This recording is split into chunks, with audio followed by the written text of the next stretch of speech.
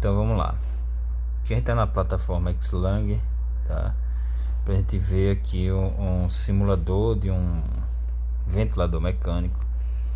E a gente vem fazendo uma série dos vídeos sobre complacência e resistência, tá? Complacência estática do pulmão e resistência de vias aéreas. E aí algumas variáveis a gente pega direto no respirador, tá? E dentro das variáveis que a gente usa, apenas a pressão de platô é que a gente tem que fazer uma manobrinha, né? Tem que fazer uma pausa, etc. Então, aqui eu tenho, para você avaliar driving pressure e a pressão do platô, o que é que eu preciso? Eu preciso que o paciente não faça esforço respiratório, tá? E eu preciso que ele esteja com a ventilação controlada volume, é o cenário ideal, tá? Pode ser feito também em ventilação controlada pressão, mas o cenário ideal é a ventilação controlada volume e o fluxo com onda quadrada, tá? Então, deixa eu mostrar primeiro o gráfico. Você tem esse gráfico de cima, você vai ter o volume corrente, o gráfico do meio você vai ter o fluxo e o gráfico inferior você vai ter a pressão. Isso é padrão em qualquer respirador: volume, fluxo, pressão, ok? Então o que a gente vai fazer? Aqui é um paciente entubado sem nenhum esforço respiratório. Então se você ver, o formato do fluxo já está quadrado, eu já tenho fluxo, tenho volume, né? Tem uma PIP, ó, volume 500 ml, fluxo 60 litros por minuto, onda quadrada, PIP 5. O que é que falta? Platô, ok? Eu tenho a pressão de pico, falta a pressão de platô aqui, tá? Então como é que eu faço a pressão de platô?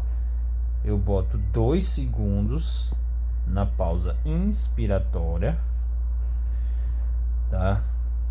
Confirmo aqui em cima. Quando ele fizer a pausa inspiratória, eu vou pausar, congelar o gráfico, ó. Deu para ver aqui a pausa inspiratória, tá? A pausa inspiratória, ela vai me dar a pressão de distensão pulmonar, que é a capacidade do pulmão se adaptar a um volume de ar, ok? Vou mexer aqui. Então o que é que a gente está observando aqui? Ó, primeiro, né? Deixa eu botar aqui para a gente pegar os dados para calcular complacência e resistência. Ó, então vou precisar aqui, ó, o volume, tá vendo de amarelo aqui? Quanto é o volume?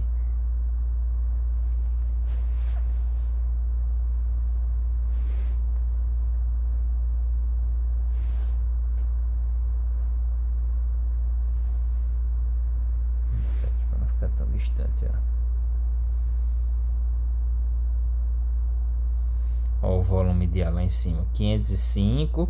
O fluxo tá zero, verde, tá vendo? Fluxo zero é sinal que o paciente não fez esforço, então ele não vai interferir na pressão de pausa, pressão de platô, aqui a pressão de extensão, tá? Ó, fluxo, o volume 505, fluxo zero, platô 13,4, né? O volume amarelo lá em cima, o fluxo zero verde e a pressão de platô 13,4. Então o que é que eu tenho aqui? Volume corrente 505 dividido pela platô, que é 13. Eu vou tirar a fração menos a PIP, tá? A PIP aqui, ó, tá de quanto? Tá vendo o vermelho ali? A PIP, 5 centímetros d'água. Então eu vou ter 505 dividido por 8.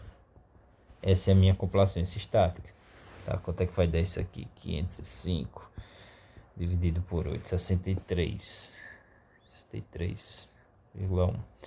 Esse é o valor da minha complacência estática, ml por centímetros de água, que é a pressão.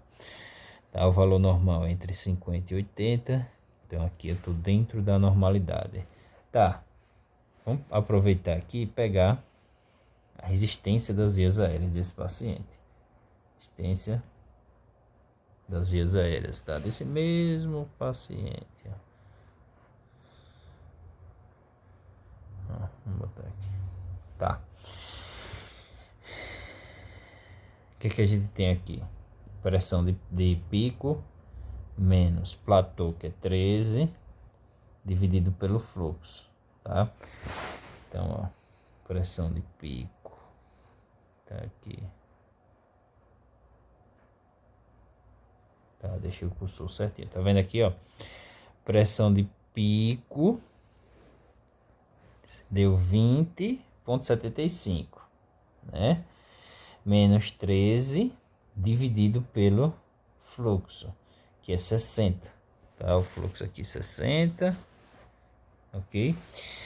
Então o fluxo aqui ele é dado em litros por minuto, só que a resistência ela é dada em litros por segundo, então vou ter que converter.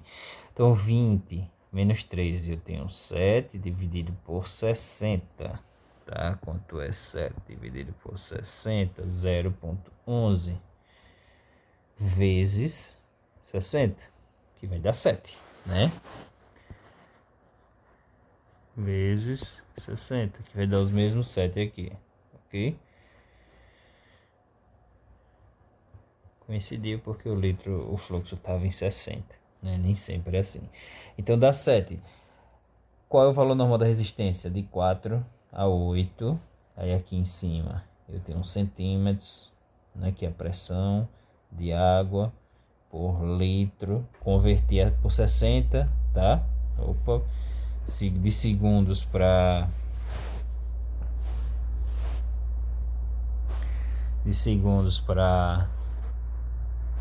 de minutos para segundo, né, em litros por segundo. Então deu 7, esse é o valor da resistência. Então, tanto a complacência deu 63 normal e a resistência deu 7 também está normal. Então é um pulmão que não tem nem complacência reduzida e nem resistência aumentada, tá? Tudo isso você consegue verificar, ó.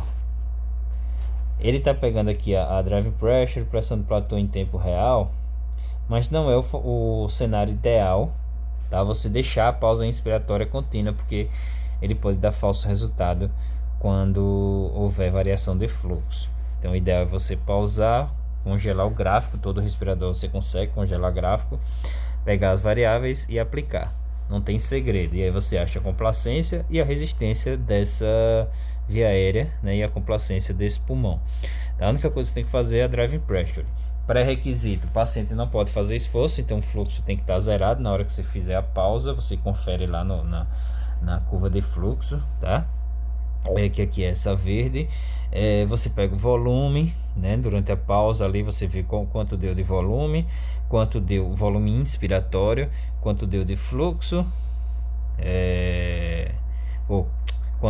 se o fluxo estava zero, isso para complacência estática, quanto tinha de PIP, né, e quanto tinha de platô. Então platô menos PIP, volume corrente dividido pela platô menos a PIP, e a resistência da via aérea você pega a pressão de pico menos a platô dividido pelo fluxo em litros por minuto. Você acha um resultado, só que a resistência é dada em litros por segundo, e aí você multiplica por 60, ok?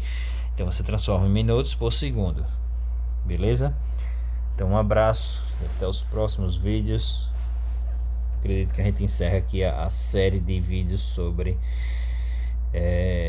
complacência e resistência. Tem muita coisa ainda para ser abordada.